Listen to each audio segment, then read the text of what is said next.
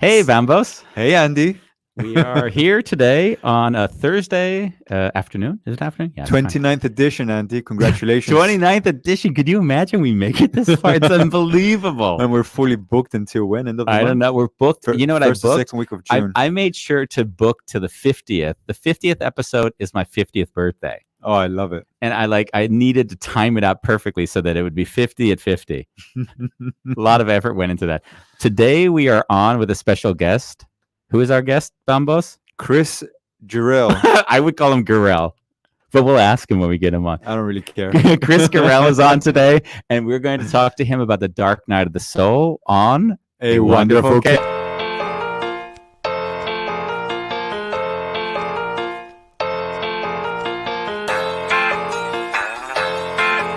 Oh, were we on mute that whole time? Or? I just saw it. I don't think so. No.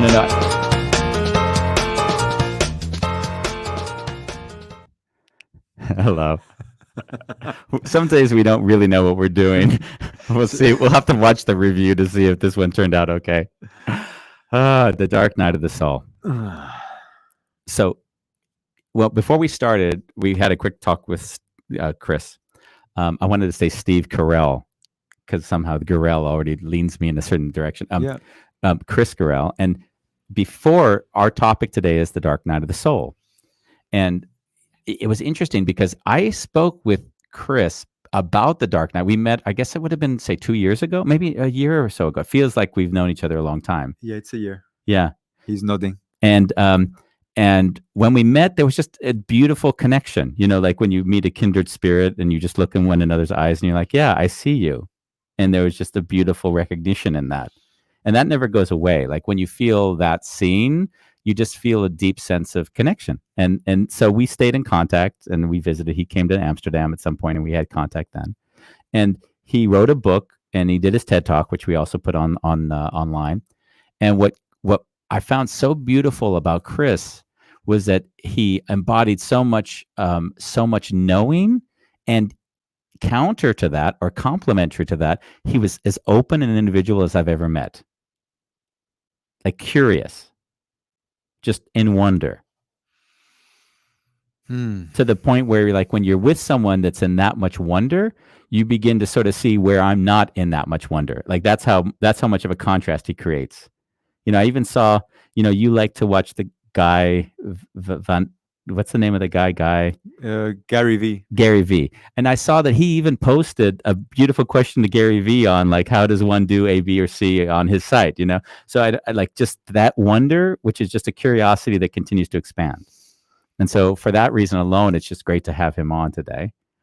And especially on this topic. And so the dark night of the soul for me, and he stated in the TED video, if you haven't seen the TED video, it's a great video. I think it's... We should actually put it in the comments. Yeah, we'll put it in the comments. It's been viewed over 300,000 times, which is a nice number if you're out there doing stuff. And it's when you call into question everything that you've come to accept as truth. Like even as I say it, I can feel my body start to vibrate because I can go into that part of me. Everything that you consider to be true and you don't allow that story, that state of being to exist, and you just fall into the hole. And so he fell into the hole and shares his experience. And as you know, my time after the last letter tour, I was really in the hole for about a year. Because I did the tour with the idea that there was a purpose in life and I was going to live my true purpose and I was going to go out in the world and I was just self-sacrifice. And then I realized that the urge from me from the self-sacrifice was coming from an unseen belief of living a life of purpose. And then at the middle of the tour, or towards the end, probably more real, as I said, what if life didn't have a purpose? And what if this story I'm telling myself is just so I can avoid another sense of discomfort in myself? And then I spent 6 months sitting in that discomfort, not letting the story take me, not letting the idea that, so there's a term for that, Insanity. yeah, there's a proper term. Kris will tell us that term. So that's where we're going. I mean, I can't say that this is the most uplifting or exciting, but I think I'd love to be laughing as well and sharing that. But Well, I think it's for me, like when I saw the subject, I'm like, this is a celebration. oh wow, that's Yeah. beautiful. And why do you say that? Because it's a space which people might project a judgment, like that would be something that we want to solve or not live in that space. Yeah. And I just see this as an opportunity that we can also engage it in from a place of being in awe. Yeah. And I actually shared today my own podcast that I feel comfortable today. Like really, I feel super landed in my skin, and I'm going to embrace that. But in general, I know that you're either going in a storm or out of a storm. And I really love the discomfort. I love the discomfort. Okay. Well, I would suggest, and this is, we're going to get Kris on right now, that when we talk about the dark night, we're talking about dropping into a space where you don't even have the ability to think of discomfort or comfort. It's just utter incapacitation to reason, because your brain isn't even allowed to tell the story that it knows story. It's that depth of, it's one step under not feeling comfortable. So there's nothing to hold on to. Nothing to hold on to. So with nothing to hold on to, let's bring on the man that we're going to hold on to for the next hour, Kris Girrell. How do we pronounce your name correctly? You did it right. Girrell? That was, I guess, Girrell. You did the more, French version of it. The name actually comes from somewhere around Alsace-Lorraine, so it floated back and forth between Girrell and Girrell in its antiquity. But we call it Girrell. Yeah. I want to compliment us on our glasses. Yeah. Yes. We have squares. Three black squares. Yeah. Really. I like it. Well, I got these especially for the show. Thank you. Thank you. We dress up here. Right. How was it for you to hear that intro? What came up for you as you heard me describe my perception of you? Both of you nailed it in your separate ways. It is really a space that disallows thinking as we normally think. Thinking from a perspective of I view myself thinking, because you're no longer separate from the myself, because part of what gets ripped away is even your belief about how you exist as a self, as an entity that you can watch in the movie, of yourself. And I love, Bombas, what you said about a celebration, because I don't know more joyous people than those who have found their way through the dark night. Because they have lost a certain pretense, and that allows them to experience now a whole different way. There's a rawness and a vulnerability that's the only way of being in the dark night. You literally are just raw, So much so that, talking to people who have gone through a deep dark night, a stripping away of all that stuff. They talk almost nostalgically about then, not that they wanted the pain back, or not that they wanted the ego discomfort back or anything like that, but that it was so raw and so real. And having come out the other side, they find themselves going back into what your brain normally does. Your brain normally objectifies every experience. As soon as you have an experience, your brain goes, "Oh, that was an experience," and then it's no longer the experience. And it reminds me of when I hear people often talk about their hallucinogen experiences as well. Like, even if they had a really bad trip, they'll always talk about it, but then talk about how great it was, like what it was that came out of that wouldn't have happened if they didn't. I don't know. Never been there. Kris, so you're actually saying when people have an experience, they tend to label it in order to grasp it, like the brain wants to understand it. And if you don't go there and you just stay in complete exploration and staying with the sensations, instead of trying to analyze it, then you stay present with it. Yes, absolutely. Yeah. Yeah, nice. I mean, it's the nature of our brain. I mean, that's its job. Its job is to objectify, classify, order the world, which the world is chaos, and our brains make order out of chaos. And how it does that is by labeling it, getting nice words. We spend lots of money to learn good words, so that we can describe our situations rather than experiencing them. We can tell stories of the experience. And I remember, remember in the book when I told you there, I think both of you, I think I sent the book. I don't know if you've read it, but Wounded Healer. Yeah. Yeah. The last letter, the last letter. Yes, I've read. Yeah. Yeah. When, given it to a bunch of people too. That's beautiful. When when Case, my mentor, you're right, when he destroyed me in terms of said, Andy, everyone knows you're an imposter. Everyone like when he really went after me, like I spent, and I'd never done this before. I spent 3 days in bed sweating, like with fever, like it was a delirium. And when you said earlier, you said, when you talk later about it, it's hard because you can't explain to someone what that time meant to you. But actually, at the end of that, there was such a peeling away of so much of things that I still had that I wasn't even aware of, right? I wasn't even aware that was there. It's like a fish in water. You don't know it's water. And it was really beautiful because even as I spoke to some people who had read the book, they said, I really didn't like Case because I portrayed him honestly about who he was, but no one can understand the value of the person that helps you break through. And sometimes what they need to do doesn't look good on paper. like sometimes Andy says, if anyone would see how he speaks to me, it might even be seen that he's being abusive. Yeah. Well, it's just a normal guy reaction or a normal guy relationship. It's like, hey, dickhead, how you doing? Yeah. Yeah. And then if someone looks and says, wow, look at them dominating one another, whatever. Yeah, right. Yeah. But so when you spoke to that, I felt that some of the greatest epiphanies came through the dark nights.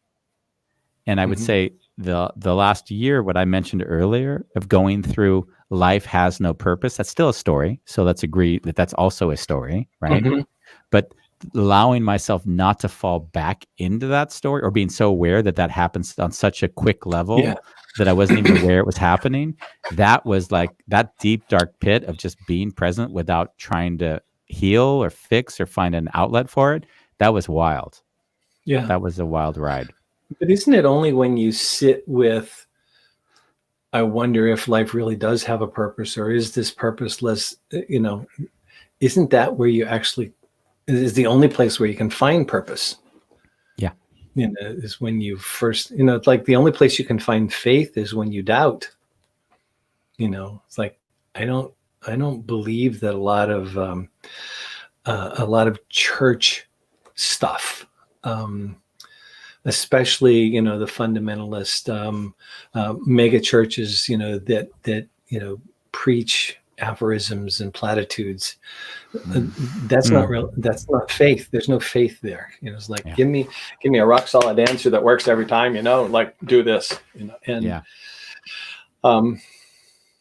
there's no doubt there. You have to allow doubt in order to have faith. You have to say life is purposeless in order to find purpose. Yeah. And it really is. That's the function. So that paradox, like you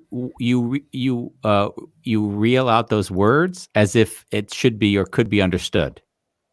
So you say, in order for life to have purpose, you have to give up on life having purpose. So what allows you to feel so free to state that without, like, what is it you understand? What's the understanding behind those words? As if I understood, right? Almost, I wanted to take away the words understood with feeling. Like, what is the feeling? Yeah, I'm trying to think of the answer. I almost lose the question. So Yeah, so I guess. say it again. You know? Okay. And almost the fact that you react that way Mhm. is what I would say is pointing in the direction of it without giving it words, as you just said. Mhm. It's a state of wonder that you can't put words to, because the more you try to put words to, people are trying to understand it instead of be it, instead of embody it. Right. Yeah. And it's like Michelle says in the comment, you know, we have a need for categorization. Absolutely, Michelle. We you know, that's how we come to understand things. And you know, I think I'll speak personally, my egoic self wants to master its situation and be in control of the situation. And so I use my words and my logic and, you know, the rigor and discipline of my profession, you know, all those things are my tools that my ego uses to make understanding. And inside of that, you know, somewhere between all the words, if you pull them apart, is this place that I exist where I know that I don't understand, you know, and, you know, it's what Case was teaching you. And what any great mentor teaches, any great sage teaches, is you don't know squat. But, you know, like what you think is just a story. It's your fabrication of how you made sense out of things. But you make sense differently than I make sense out of this. I mean, we could both watch the same traffic accident and write two different traffic reports. Yeah. You know, because our sense making is different. So Kris, where's reality in that? I'm sorry, go ahead. My brain kind of stayed stuck on one point, and that was when you started to talk about the church. You had a little bit of a smirk there, and I couldn't help but notice it. Like, what is your relationship with church? I've fallen out of love with church. I've always been a very spiritual person, or at least that's how I know myself as a spiritual person. But I can't read the words in the hymn book anymore, and I can't read or say the prayers in the ritual prayers anymore, because they portray a relationship and an understanding of the one or the absolute in a way that doesn't make any sense to me at all. So my relationship is that I'm estranged. I'm out here, and there, you know, I find it hard to relate. You know, like I understand my spirituality, and I'm happy to talk about it with anybody or listen to other people's point of view. But you know, I find only a few people who kind of are in that same space. You know, and that's not. I don't mean that in any elitist kind of way. I mean it that I feel very alien in most worlds. What I do know from my professional background is that when people are in crisis and stress, they tend to retreat to dualistic thinking, you know, right, wrong, you know, like we're really screwed up right now, this whole pandemic thing. People just want to know how to get it right. You know, just tell me what to do. And I'll do it because I don't want to die, or because of this, or because, you know, like that fear pushes us into a sense of dualism. And that's what the mega churches feed. They feed dualistic answers to a dualistic population who want right, wrong answers. You know, life ain't right, wrong. Yeah, there's a nuance. We have somebody very active on YouTube saying spiritually is a wrong word here. Let us read Spinoza together. We're in the Netherlands. Yeah, that's right. We're in the Netherlands. I think we have Bambas probably. You don't tend to get too heady, but he's got a point. But he's also, you could say, I mean, if I may for a moment, is that so I as I heard you, I had a lot of thoughts going into my head. Like, I have no problem. Not only I love the Catholic Church, I love this church, I love that church, the Muslims, they're all the same to me. It's just something, again, that gives us some degree of guidance. Now, the question is, to what degree does that guidance then become a belief system? And then where does that belief system get us stuck? So my issue isn't with anything. It's like, hey, if that's what serves you, great. But to the degree that it now becomes the impediment to wherever it is you also might want to go, then it's not serving you anymore. Right. Thank you for that clarification. I don't mean any disrespect to any religion. Oh, I heard a lot of disrespect personally. Yeah, really. No, there was none. Please. Because it's not about that. I mean, you're absolutely right. What if somebody's served by that, that's what's needed, Yeah. Like if you believe in an almighty, wouldn't the almighty be able to show up however any individual would need that entity to show up, right? It's almighty. Yeah. So if you need fundamental answers, God bless you, that's what you get. Yeah. If you're looking for something that doesn't have that characteristic to it, that's what you get. I tend to experience a contraction in my body with anything that has the word belief. If someone comes and says to me, I believe, I kind of stop listening. It's like an automatic shutdown. Because what do you hear inside that? What's the word belief? It's not coming from an experience, but from a construct. Extrapolation of construct. Yeah. Yeah. So you look like a normal, everyday, average guy. Is that a compliment or? Yeah. Like and didn't Don Henley sing that song? Every day. Whatever you're gonna say after this, Bambos, has got to be good. You look like an average, ordinary guy, and my deep curiosity. That was just an observation, by the way. Yeah. And like I didn't even look like at how you look like, so I expected this dark guy to come on, and I had like an image, dark, digging into the dark. So what happened in your life? What was the event which propelled you along on this path which is not an easy path? Like saying yes to something yet you don't understand or know, and yet to let go of everything. I don't think that anybody says yes to the dark night. No, I don't think you do say yes. It's like, if you ever meet somebody who claims to be a shaman, run away, because nobody ever chooses that path. The path chooses the person. And I think the same is true of the dark night. Is like, I've had many dark nights in my life, a divorce, early on in life, and, just really feeling ripped apart by that. And, but it didn't take me all the way through it. And then another event where, things blew up, loss of a career or a job. And those have they've created many openings. But the thing that really did it to me, and there was kind of a setup to it, and I tell this story in the TED Talk, is that I had my very best friend died. He was waiting for a heart transplant, finally had one that was successful and was up and smiling. And then 8 hours later, his brain exploded with an aneurysm and he died. So bam, he was gone. And then 2 months later, one of the men on my men's team died of cancer very quickly. He was given 6 months and or it's 2 years or something like that. And then 6 months later, he died. But those two were just the setup, There was just like, okay, mini practices of like what pain feels like or what grief feels like.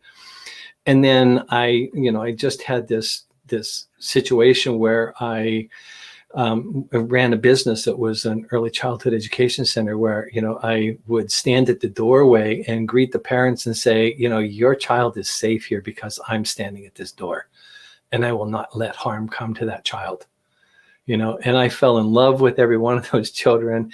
And then one day I just couldn't get to a point where I could stabilize the teaching force. And I either had to cut way back to, like starting again or close the school. And because we had another school nearby of the same franchise, we didn't want that to damage the reputation of the other one, which is really has a great reputation.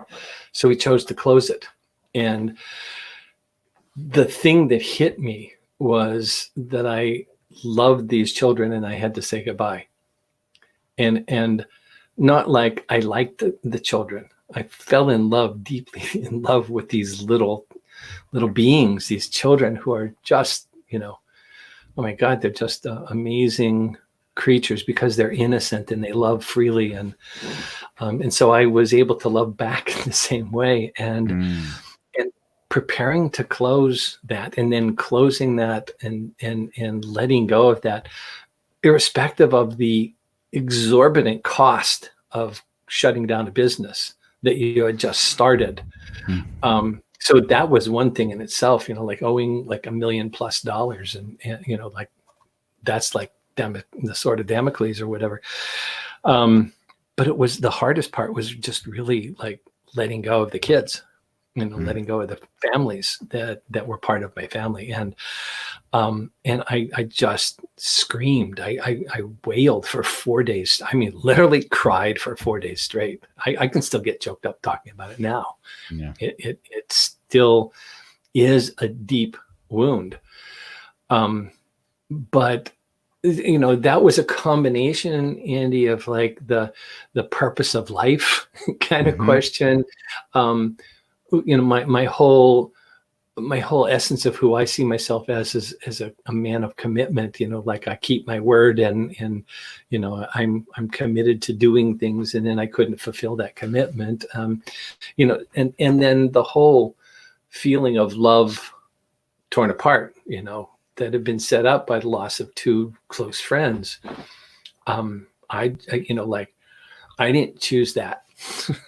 Yeah, I didn't sign up for that at all. You didn't sign up for, the sweat, which is kind of like, by the way, the only thing I thought when you were describing that thing with Case was didn't the Buddha go through massive sweats, as he had his realization under the Bodhi tree? He talked about, he perspired, he was on fire. And perspired for days, and then finally came out of it on the other side with his teachings. So I go like, oh, he's the Buddha. Yeah, and it was really interesting because if you came out of it, like you actually are in great. It was almost when I thanked him after this experience, there was an I meeting, and there was no need to discuss it as if whatever was, or it was like no appropriate, inappropriate, none of that. We didn't need to recount it. It was like, it was obvious that whatever needed to happen, it happened. It was almost like in the Matrix when what's the Oracle, and they said, no, we don't talk about what the Oracle said. It's just whatever happened is for you to take with you, and that's that's what you needed. Yeah. But to come back to your question, Bambos, like what propels you into this? There are some. I guess there would be some people who might willingly go looking for the dark night, maybe a monk. The desert fathers and mothers really went into the desert to be alone with their thoughts and to kind of dig into the dirt and figure that whole thing out. I would love to ask you a question there, which is kind of relevant to this and also discussion Bambos and I've had. I don't know if you've ever seen the film Into the Wild. The Alaska journey thing. Exactly. Yeah. I can't think of the guy's name. Sean Penn made it, and then the actor was. But my question to you is: we've always had different. Oh, did you? Yeah, you're more literate than I am. The thing, right. Bambos and I have always had a different feeling towards that movie.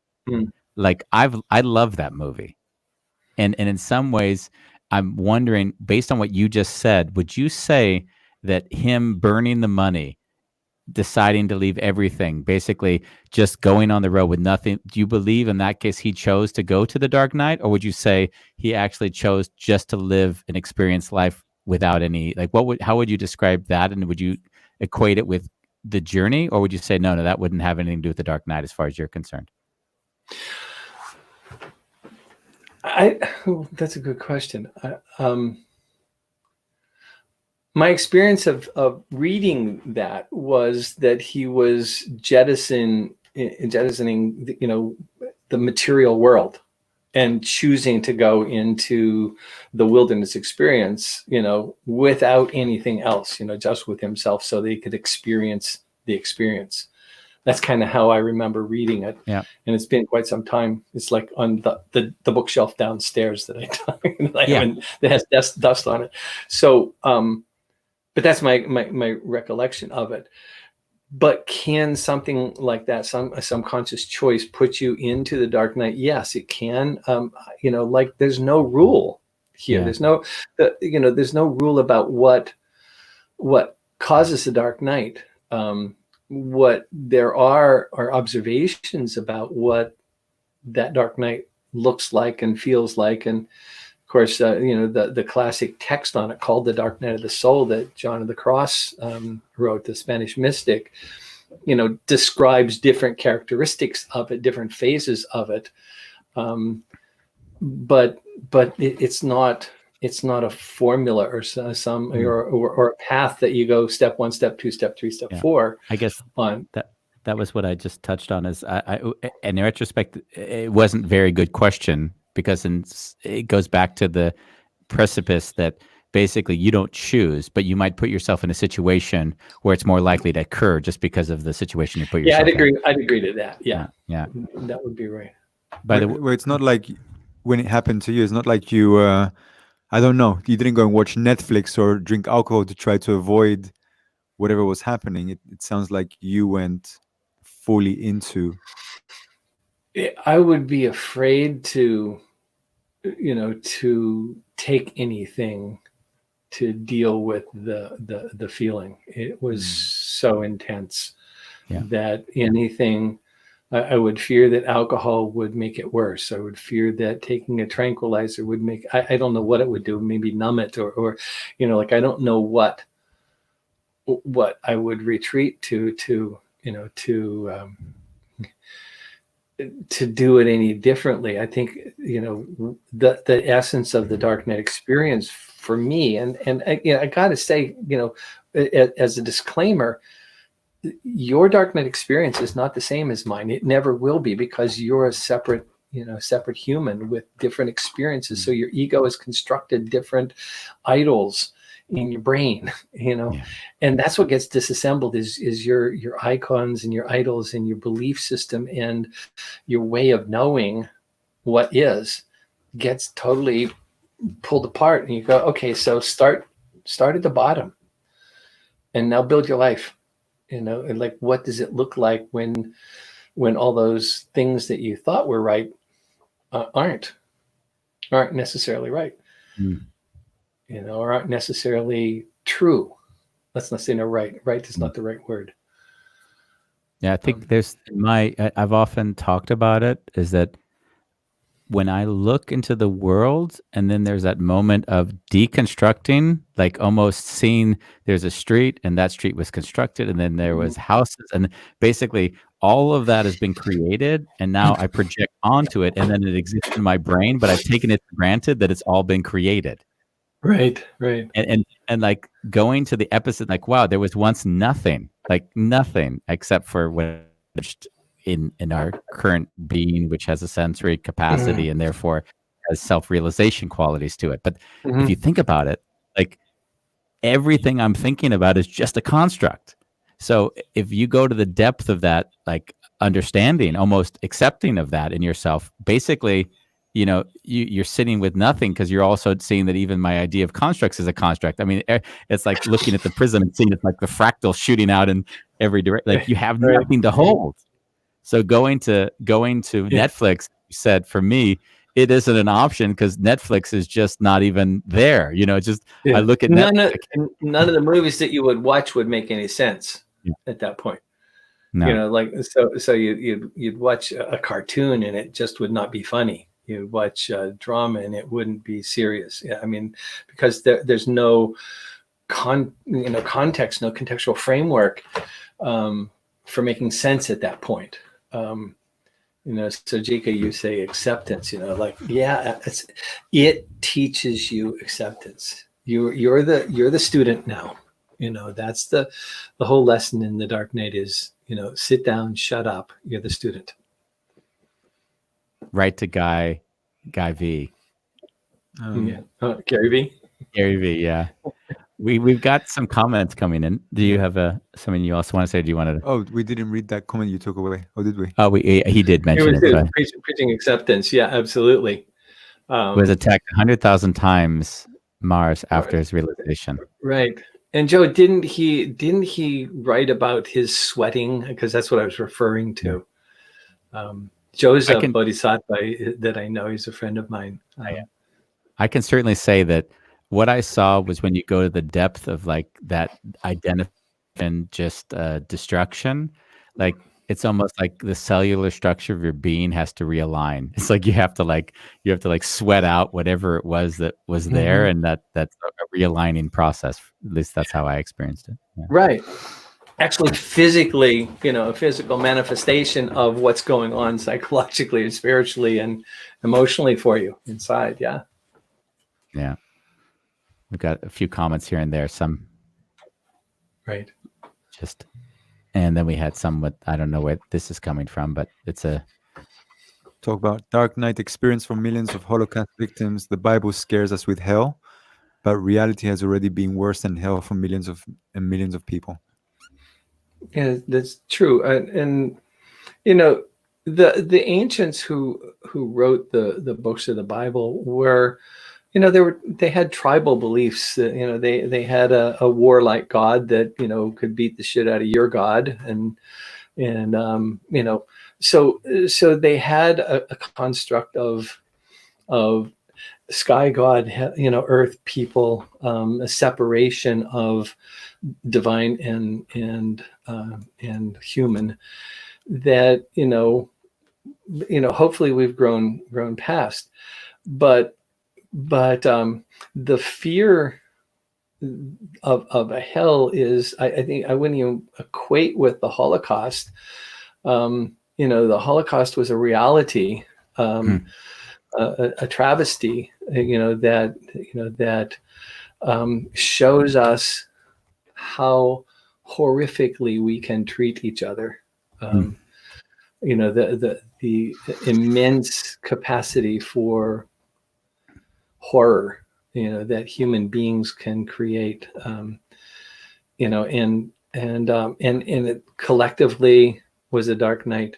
It's interesting, when I was doing the research on the Dark Night, I interviewed 100 ordained ministers in Christianity, and then I interviewed 10 rabbis, also a minion, and the rabbis all said the same thing, which is, we don't experience the dark night because we do it every day. Because one of the aspects of the dark night is that you get pissed at God, or at the concept that you had of God, because it no longer holds water, and you start screaming at God and cursing, and the rabbis would all say, yeah, we do that all the time.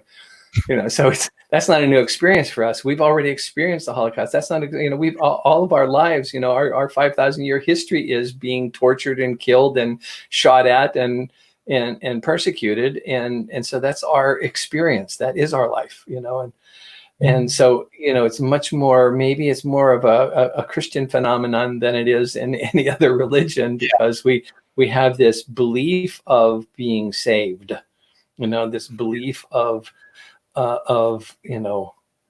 like being chosen, not like in the Hebrew sense of chosen people, but in the sense that,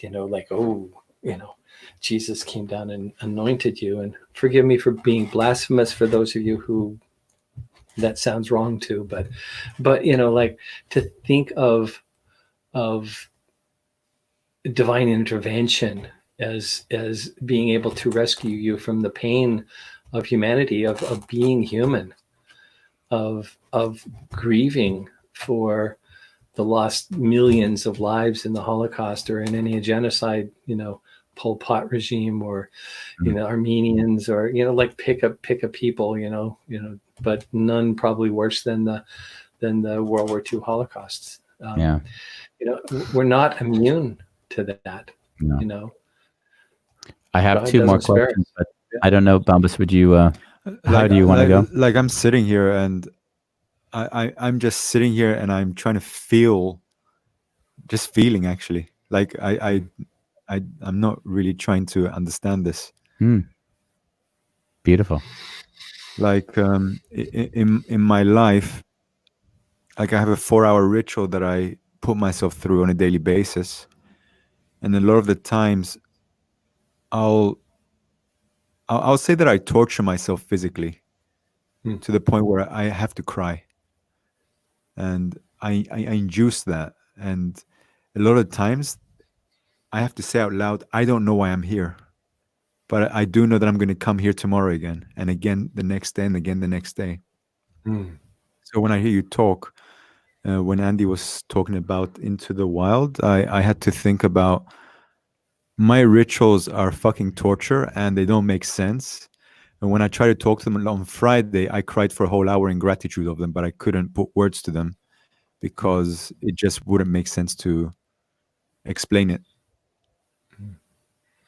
So you know, it sounds like you literally kind of wash your soul out every day and kind of hang it out on the laundry line to be clean and fresh again.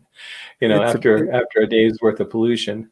It's a bit like I'm scared, but I'm still gonna go and do it. So I often call it like taking my mind, and I see the mind as wild horses in different directions, and I'm just dragging the horses with me. So you're not gonna drag me, I'm gonna drag you, and we're gonna live this. I'd love to know more about your ritual. Maybe not on this show. No, not on this show, right? That's another one. I'll give you a 10-second recap. 5 o'clock in the morning. It's freezing cold outside. I'm going out in a pair of shorts and I'm putting extra weight on, just jogging in my shorts to a really cold pond that may or may not have ice in it. I'm going to get into that ice water, actually in my shorts, come out of that in the cold weather, and then jog a few miles home. Wim Hof. Right.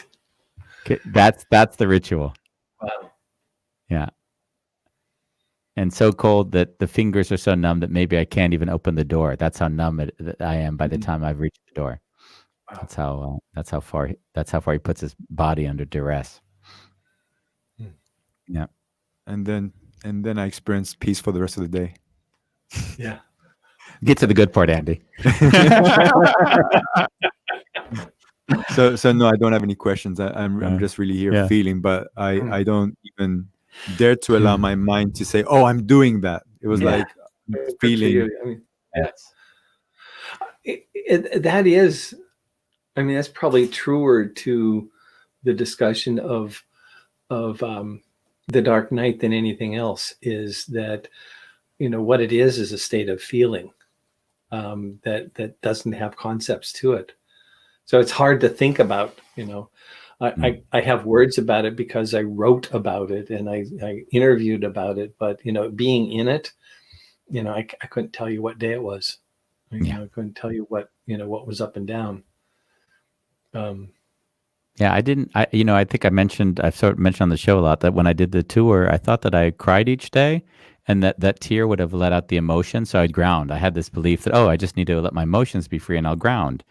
Don't hold on to any emotion. But what I didn't see was that there was a bigger thing coming along that I wasn't aware of was also at play, which was that actually, if I don't even like those emotions are just no longer an issue for me, I'm just being again, then there's something even deeper underneath that's beyond emotion. Right. Yeah. We have like a lot of comments coming in. Yeah, Joe Snowdon, maybe that involved a lot of sweat, but it was about the weight of the momentum of staying asleep and doubt. Touching the earth was his ultimate expression of realizing awakening. Referring to the Buddha. Yeah, beautiful. Yeah, and we have another one coming in from Norman.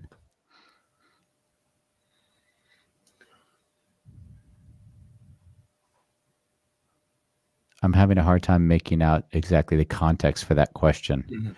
Yeah. Does the student and teacher come from the same source? Oh, and although when you're gonna sit down and learn from me, like that's what Kris was saying. Like you're gonna sit down, you're gonna be the student now. Okay, that was the context. Oh, that's great. Yeah. Does the student and teacher come from the same source? Well, I mean, there is no teacher without a student. There's no student without a teacher. I mean, the two define each other. And then there's that saying, of course, when the student's ready, the teacher will appear. Mm-hmm. Which, if you put that in the context of the Dark Knight, I guess you have to be ready to be opened. So there are, like, to your earlier comments, Andy, like, you can put yourself into place to be ready for it, but I don't think A, that you would choose it. No. Or B, that what that is that you would choose that would induce a dark night. It's just, I hate to sound, it's not fatalistic to it's not, and there's no forces at work in the world, like divine forces or devil forces. There's nothing that, would cause a dark night. It is something that, if you're in the place where you can allow yourself to be open to that, it would be something that would open you up. You can.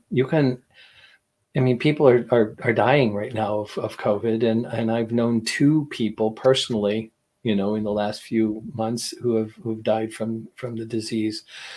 You can grieve normally, or you could also experience those deaths as something that rip you open. And I don't know that you have a choice. Like, you can't say, well, I'm going to go to this funeral and I'm going to let myself be ripped open by the grief. Yeah. But you could stay conscious and present to what's happening, and suddenly find yourself ripped open. Wow. That's beautiful. What you say is something that I'm often sort of articulating in different ways, is that I don't choose to be anywhere, but I do take out the restraint to be anything emotionally, say, at that moment. So if I'm at a funeral and I feel the emotion come up and then I feel the block, then I'm not letting that emotion be free. Right. But it's not like I want to create that emotion. It just, it doesn't have the freedom to be there or not, is the real question. Mm. Yeah.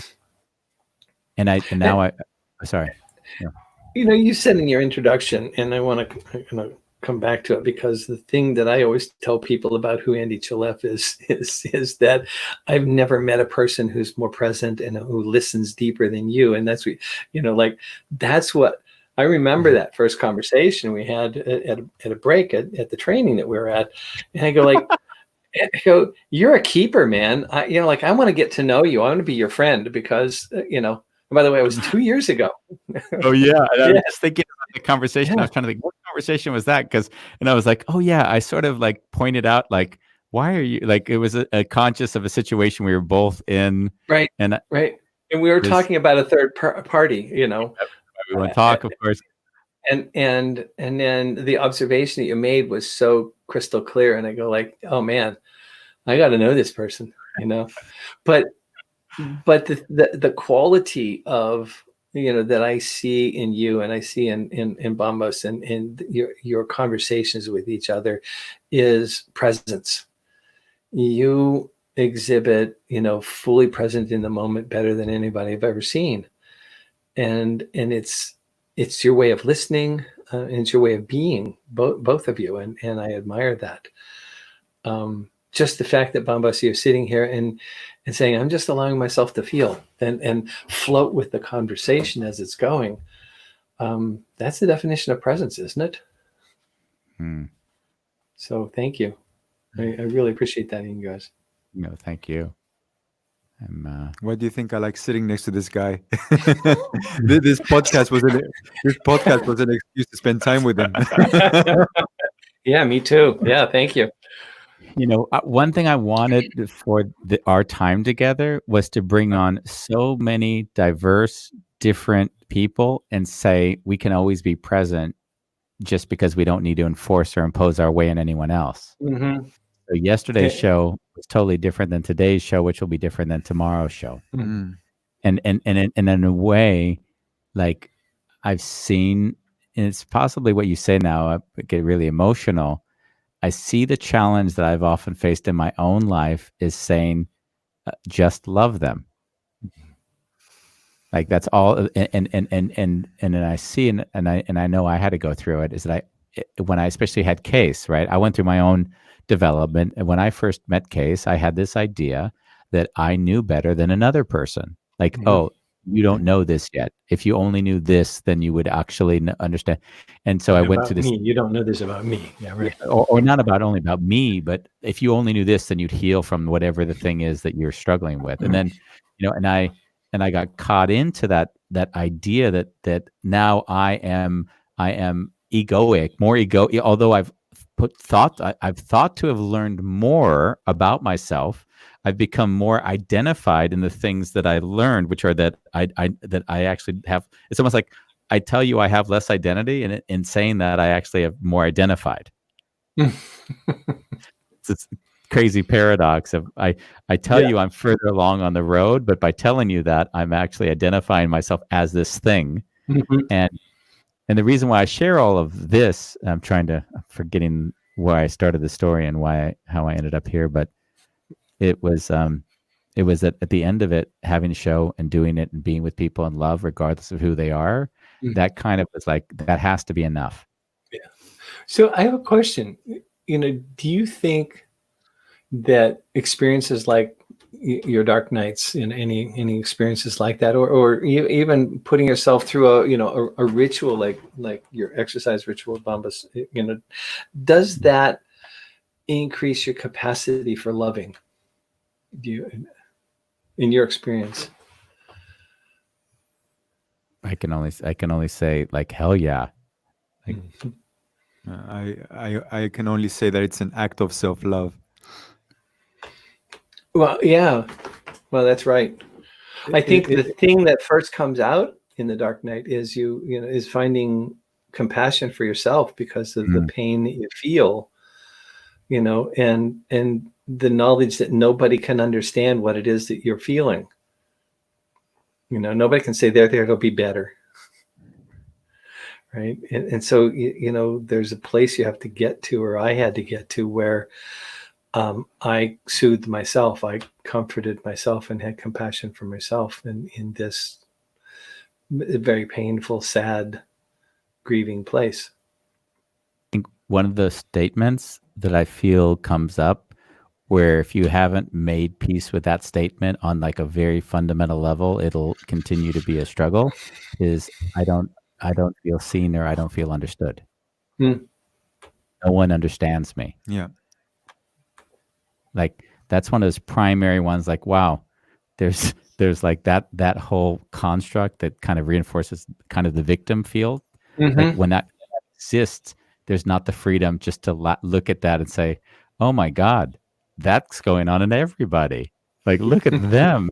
Wow. It was almost like the acknowledgement of humanity instead of the thinking it has anything to do with me. Right. And so you can sit with somebody else and say, I have no clue what you're going through, but I'm right here. Yeah. And that's the comfort that you can give somebody that's in a dark night experience. There's nothing you can say or do, because, as you said, you just got this realization, in yourself that, nobody knows your experience except for you. So you sit there with them and you say, wow, I'm right here. I'm not going anywhere. I won't leave you. I think when I shared with you the experience, your reaction to me was you didn't do any of the healing or anything. I think you said, oh, wow, you're there. You just gave like a full recognition. You saw me, and it was like, that's enough. And that was beautiful. I remember that very well. Yeah. The man who's written the book on the Dark Knight should very well be the man who explains for 10 minutes what it is you're going through, of course, right? No. Because that would totally mean that I didn't get it. Obviously, that's the point. But how many times do we see that in life? How many times do we see people who write the book and then we don't see them practice it? And I used, that for me it was hard for me because I'm very, as you know, emotionally and you similar. We're all very attuned to emotion. So if one person has like one contradiction, I've always sort of felt like, okay, I can't trust them. Right. Using that as a coping mechanism to avoid my own discomfort. Yeah. Yeah. Well, now I say everyone can teach me something, right? Even the person who doesn't necessarily see me, they might, judge me or criticize me. And, in the book, of course, I have the one chapter that says, screw you, of course, for judging me, but that was because of where I was at that moment. But in general, like there's some joy in seeing how people judge in the meantime. Yeah. Yeah. We've got more comments. I just didn't know if I wanted to leave space there to talk instead of. We got 5 minutes left, by the way. This 4.5. This time is shot by like in seconds. Like this could be the shortest interview I feel like we've had. Yeah, it's probably like 15 minutes in. It's like, oh wow. It doesn't feel that we've said that much. True. We didn't give the mind anything to hold on to. No. Yeah. Well, we get through I never really do say much anyway. I talk a lot. Mariam Benan has been one of our new followers, and she says, I get this imagery of the great black hole which sucks everything in and is also the source of everything that's created in the universe. Wow. That sounds like a very beautiful expression. I don't see you jumping on it, Kris. I'm just feeling. I'm feeling it and tasting it, and I think, Mary, it's a great metaphor. I'm a physical being, and I live by. I have to live by. I have no other choice. I live by the laws of physics and the laws of the universe, and one of those is there are black holes, and one of the fun books in the world to read is anything by Janet Levin, if you ever, an astrophysicist, brilliant mind, but she has this ability to tell stories in a way that makes it so readable. You're reading astrophysics and Maxwell's equations and go like, shit, I understand what she's saying, because of the way she tells it. But one of her stories or one of her books is called The Black Hole Blues and Other Songs of the Universe. And it's just great. But she explains research in deep space research, and so like there these energetic things that they've discovered that really just both are death and life at the same time, that suck everything into them and then burst forth as the recreation. And it's almost the pulse, the heartbeat of the universe is this boom, contraction and expansion on a mega gazillion year basis, but the lubbed up of that heartbeat is the life of everything. So Miriam, it's kind of like a big dark black hole that sucks everything into it and makes everything singular. The physicists talk about singularity also. It's like that point where everything becomes just one. Sounds like a resurrection. Yeah, exactly. I think the other side of the dark night is a birth. And it's the nature of everything. And we're in spring here in New England, and you just have to go walking in the woods to see, side by side the rotting corpse of a tree that's birthing forth all these plants and little shoots coming up, they're springing to life, and the whole message of nature is death, rebirth, death, and so each of these dark night experiences, and once you've experienced one, you're kind of open to having another, and another after that. And I think that's one of the things that's misunderstood in theological circles, is that the dark night experience is a singular experience. It isn't. It's a wave upon wave kind of thing. Once it starts, I think it's when you don't shut down to it, it emerges. Right. Yeah. We're coming up on our hour now. Yeah. It doesn't even feel like we began our discussion. So I don't want to stop. I'm gonna say it seems like it might make sense for us to have another discussion. We'll have to make up another title of something. Take two. Take two, like opening up to love, like how do you actually get to the place where you can open up and experience love? Like not romantic love, not sexual love, but love, like unconditional. Yeah. And birthing. I think we got to that through, in some degree, shedding of the identity, which we judge, obviously, in ourselves, we're judging others for. Well, and the identity that needs stuff for itself, the ego, and so it takes and pollutes loving for egoic, narcissistic kinds of needs. It's like, oh, love me, Yeah. Whereas did that get you somewhere? No, I was like, when you talk about love, I think about Andy and Ronnie. Like when I look at them as a couple, they give me a beautiful reference as to how a relationship can work. Like it's a very there's no fucking, you don't, like, you're with them and there's no agenda. Right. It's like I'm fully with myself and I'm fully with you. Like they're championing themselves and each other. Yeah. Supportive. Like I can't even put words to it. Like just to be with them and experience it is. My teacher says there are two transformative forces in the world: unconditional love and deep suffering. Yeah. They're the only forces that transform you. And when you see a loving couple that's 100%, not a 50-50 couple, but really like, I don't need you, you don't need me, but we are choosing to be here. And I love it. I claim that as the relationship I have, and I see that in you and Ronnie as well. In the little video clips that they get. That sounds exactly right. I would say that every day they decide to be together. Mm-hmm. Yeah. Well, and you talk about that in the last letter. That point, that was the point where you decided to get married, was when you decided you didn't need each other. Yeah, when I didn't, as you know, she's not interested in the trainings I do. She didn't read the last letter. She won't read the next book. She has no interest in anything that I'm doing. Right. And the funny thing is everyone has the dependency, like they have to do and be interested. What's our common interest? Like everyone's you're not interested in me. Yeah, you're not interested in me, or me. Yeah, exactly. Yeah. Sometimes I make jokes about it, and she thinks that that it's like, Andy, you mention it so often that I haven't read the book. Is it a problem? I'm like, no, baby, please don't read the book. I can't use that joke anymore then. Like, so I think we have our next topic, so. We're going to talk about you and Ronnie on your birthday. I celebrate my 50. She's 43, I think, that day. Hey, Kris. Yo.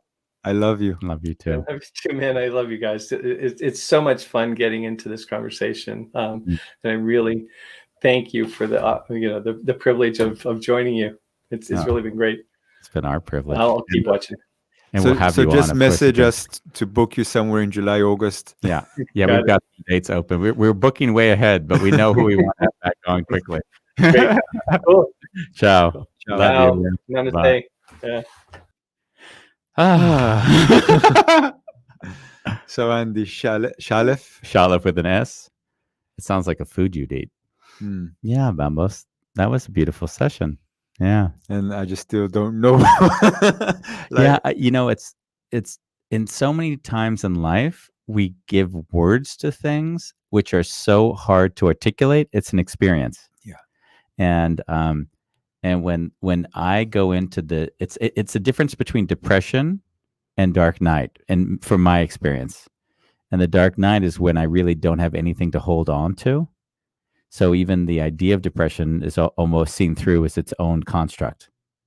So at least that's how I've given words to it in my own experience. And it's beautiful to have Kris on to kind of articulate it in even more detailed fashion. Yeah. Well, when I said he looks like a normal average guy, it's because when I saw him, I was like, there's no identity there. Oh yeah. There's like this minimalism on him. Yeah. Which I really appreciate. He didn't come wearing crosses or symbols or Yeah, I'm sorry to have hijacked it. It was just you gave such a good opening for a joke that I had to take it. We thank you all for joining us today on A Wonderful Chaos, and we'll be. What do we have tomorrow? Tomorrow we've got Michelle Preigel, and we're going to discuss one of my favorite topics, self-love. Self-love. And she's going to come and share some of her own stories, and we're going to share our stories, and it's going to be a very open session. So thank you for joining A Wonderful Chaos. Adios, guys. Bye.